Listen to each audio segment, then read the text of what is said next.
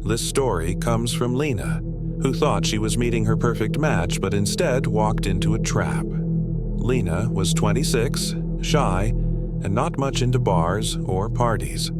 Her friends convinced her to try online dating, telling her it was the easiest way to meet people. That's when she connected with a man named Tyler. Tyler seemed almost too good to be true. He was handsome, outdoorsy, and claimed to work in graphic design. Most importantly, he was attentive, sending good morning messages, asking about her day, and always making her laugh. After 2 weeks of chatting, Tyler suggested they meet in person. Instead of a crowded coffee shop, he recommended a scenic hiking trail just outside the city. At first, Lena hesitated. It seemed strange to go somewhere so isolated for a first date, but Tyler reassured her, saying it was safe and that he went there all the time. Against her better judgment, Lena agreed. The following Saturday, they met in the trail parking lot. Tyler was even more charming in person, warm smile, easy conversation, and full of compliments. As they started walking deeper into the woods, Lena began to relax. But as the trail grew quieter, she noticed something unsettling. Tyler kept steering her off the main path. When she asked why, he said he knew better spots with nicer views. Soon, they were completely alone, the sounds of other hikers fading away. Lena's nerves spiked. She made an excuse about needing to get back soon, but Tyler brushed it off, insisting she stay a little longer. Then his tone shifted. He stopped walking, turned to her, and said, "You're even prettier than I thought." The way he said it made her skin crawl. When she tried to move past him, he stepped in her way. "You're not going anywhere yet," he muttered. Panic surged through her. Lena forced a nervous laugh, pretending she wasn't scared, and said she really did have to leave. But Tyler's expression darkened. "You came out here with me. Don't act like you didn't want this." Her heart pounded as she realized how dangerous the situation had become. Summoning courage, she said her brother was waiting for her at the trailhead. It was a lie, but she hoped it would scare him off. Tyler narrowed his eyes, clearly doubting her. Then, suddenly, a group of hikers appeared in the distance, chatting loudly as they came around the bend. Tyler immediately backed away, forcing a smile. "Fine," he said. "I'll walk you back." But Lena knew she couldn't let herself be alone with him again. She hurried toward the group of hikers, falling in step with them. Tyler followed a few paces behind, but when he realized she wasn't going to separate from them, he veered off into the woods. Lena's hands shook as she made it back to her car. Her phone buzzed with a text from him. "You ruined everything." She blocked his number immediately. Later, when she told her friends what happened, they pushed her to report it. When Lena gave the police his profile and messages, they discovered something chilling. Tyler wasn't his real name. The photos he used weren't his. And worse, there were other reports from women in nearby cities describing almost the exact same setup. A charming man who invited them to isolated places. Lena had been lucky. If that group of hikers hadn't shown up, she might not have made it out of the woods. To this day, she avoids online dating entirely, because she knows that sometimes the person behind the smiling profile picture has far darker intentions. This story comes from Marcus, who thought he had found love online, but instead found himself in a nightmare. Marcus was 30 and recently single when he downloaded a dating app. After a few weeks of swiping, he matched with a woman named Sophie. She had bright red hair, a radiant smile, and her profile said she loved books, hiking, and animals. They messaged constantly, trading jokes and sharing late-night confessions. Sophie was quick to suggest meeting in person. Marcus was flattered, and he agreed to meet her for coffee. The first date seemed fine. Sophie was lively, fun, and asked lots of questions about his life. But there was something about her that felt a little off, like she was watching him too closely. Still, Marcus brushed it aside, thinking maybe she was just nervous. Over the next 2 weeks, they saw each other several more times. That's when Marcus started noticing strange behavior. Sophie seemed to know things about him that he hadn't told her. She mentioned the name of his sister, even though he'd never brought her up. She talked about his job in more detail than he had ever shared. When he asked how she knew, she giggled and said, "Oh, I just remember things."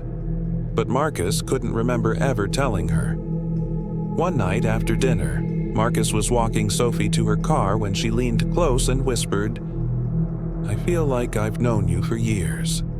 Her words sent a chill down his spine. The next morning, Marcus woke to find several missed calls from her, all around 3 a.m. When he asked what was wrong, she claimed she just wanted to hear his voice.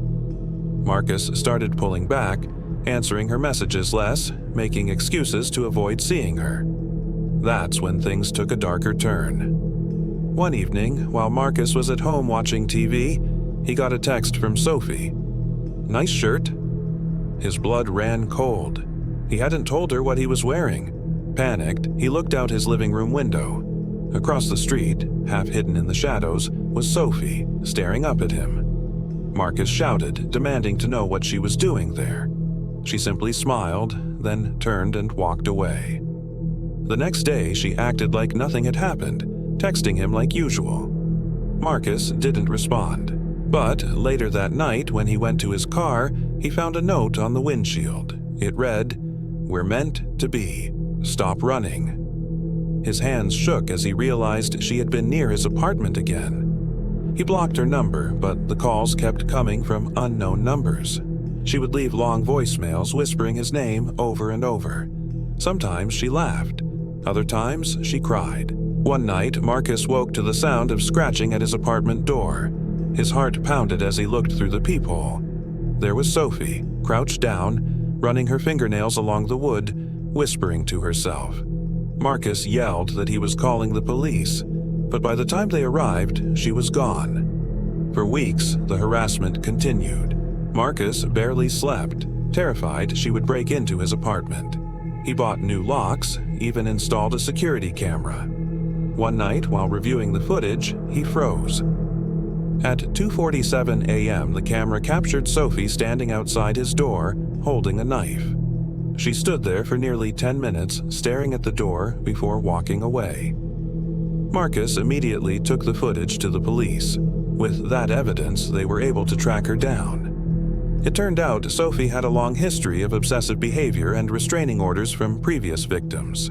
Marcus was horrified to learn he wasn't the first person she had stalked. She was arrested, but the damage was already done. Marcus moved to a new apartment, changed his number, and deleted every dating app. Even now, years later, he says he still checks over his shoulder whenever he leaves his home. Because once you've been hunted, you never really feel safe again. This story was sent in by Hannah, who swears her experience with online dating nearly cost her life. Hannah was 24 when she downloaded a popular dating app for the first time. She had just moved to a new city, didn't know many people, and thought it would be a good way to meet someone. That's when she matched with a guy named Eric. He was handsome, polite, and seemed genuinely interested in her. Their conversations flowed easily. Favorite movies, music, family, all the usual small talk. After a week of chatting, Eric suggested they meet in person. Hannah was nervous but excited. They agreed to grab dinner at a casual restaurant downtown. On the night of their date, Eric showed up looking exactly like his pictures. Tall, clean-cut, charming. Dinner went smoothly. He was attentive, funny, and asked her questions that made her feel like he was truly interested. Hannah left the date feeling hopeful, even a little giddy. Over the next couple of weeks, they went out a few more times. Movies, coffee, long walks in the park, everything seemed perfect. But then, little things began to unsettle her. Eric started showing up at places she hadn't told him she'd be. Once, she bumped into him at her gym, somewhere she had never mentioned. Another time, he appeared at the grocery store late at night, smiling as if it was pure coincidence. When she asked how he knew she'd be there, he shrugged it off, saying, "I just know you." Hannah laughed it off, but the unease grew. One night after work, she came home to her apartment and froze. On her kitchen table was a bouquet of flowers. She hadn't left her door unlocked and only she had a key. Eric texted minutes later, "Hope you like the surprise." Hannah's stomach twisted. She demanded to know how he had gotten inside. He claimed her landlord had let him in, but when she checked, the landlord denied ever seeing him. That night she barely slept. The next day she confronted Eric in person. He smiled calmly and said, "Don't be mad. I just wanted to do something nice for you." When she insisted it wasn't okay, his demeanor changed. His smile faded and his tone grew sharp. "You're overreacting. If you cared about me, you wouldn't make this a big deal." The charm was gone. Hannah tried to back away from him, replying less to his texts, avoiding his calls, but the messages grew more desperate. Then they turned angry. "You're mine, Hannah. Stop ignoring me. I know where you are. If I can't have you, no one will." Terrified, she blocked his number and deleted the app. But it didn't stop. He began showing up outside her apartment at night. Once, she glanced out her window and saw him standing by his car, staring up at her balcony. Another time, he followed her home from work, pulling into her parking lot just minutes after she did. She called the police, but without proof of direct threats or violence, they couldn't do much. She stayed at a friend's place for a few nights, hoping he would give up. But when she returned home, she found something chilling. On her bed was a photo of her sleeping. The angle made it clear. It was taken inside her own bedroom. Hannah broke down, sobbing, as she realized he had been in her apartment while she slept. She went to the police again, this time with the photo. Finally, they took action, putting her under temporary protection while they searched for Eric. They eventually discovered he had made a copy of her apartment key during one of their early dates when she had left her purse unattended. He had been entering her home for weeks, watching her without her knowledge. Eric was arrested and charged with multiple crimes, including stalking and unlawful entry. Hannah moved out of that apartment, unable to ever feel safe there again. She hasn't used a dating app since, and she warns others. Sometimes the person who seems perfect at first is the one you should fear the most.